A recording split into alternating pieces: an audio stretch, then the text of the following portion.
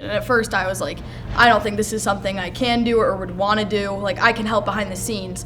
And then Miss Crammon and all my friends were like, Iron, I think this is something that you should really just try to craft. And I worked with everybody for some ideas because I had no idea what my hook was going to be. And they're like, well, you can make people laugh, so why don't you be like a clown or something? So that's how that started. They really loved the cape and the goggles, which I thought that was really cute. And then we did bully drills after, and they knew immediately like every single thing, which was great. And I quizzed them on the 4 things. I was like, bullying has to be mean, or, and they're like, scary. And I think just the repetition helped, but I remember at first I was very apprehensive about the whole thing, but I'm really glad that I decided to do it and follow through with it.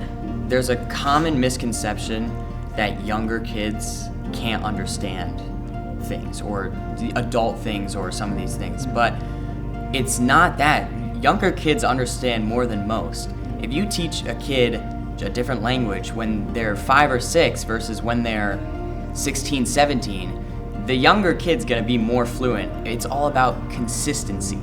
And if you drill that in fun ways, the ABCs, the bully presentations where you're putting on goofy masks and capes, and you're having a person scream at you and spray a bottle of water on you, pretending to sneeze on you, they're gonna remember that. And the more you keep on doing that, they'll know without knowing that they're going to do something in an actual situation. And it paves the way for the next generation to be those role models. Because I wish we had what we're doing right now for us, because I think even though we've had such a positive experience in the school, it'd be 1,000 times greater.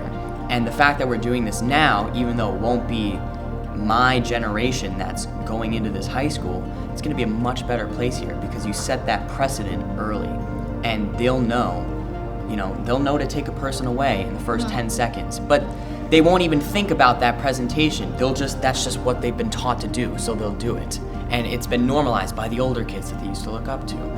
And I think that's how you drive that point. I think it's done in a brilliant way, too. And I remember there was a thing when I was in, I think, 1st grade where high schoolers would come in and they'd read stories to you. And anything they said, I was just sitting there and my eyes are glued to them and I'm just listening. And I was like, these kids, like Carter said, no matter what you do, they're going to be attentive, they're going to be listening, they're going to want to participate. But I think now expanding it to the whole school and pulling other people in, I think that's kind of making the community bigger surrounding it. It's just been really great, and I think about how every program that I've done with Sweet Hearts and Heroes has been great, from Braves to the Spartan Race and the Summit to Step Now, has just been spectacular. So the first one is that bullying has to be mean or scary. That scare you? Does that scare you guys? No.